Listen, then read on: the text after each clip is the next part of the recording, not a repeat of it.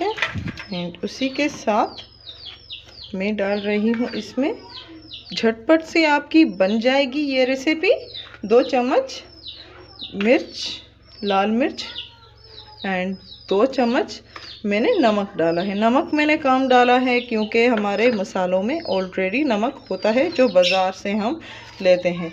उसके साथ मैं डाल रही हूँ सूखा धनिया, ये मैं घर पे ही पीस लेती हूँ।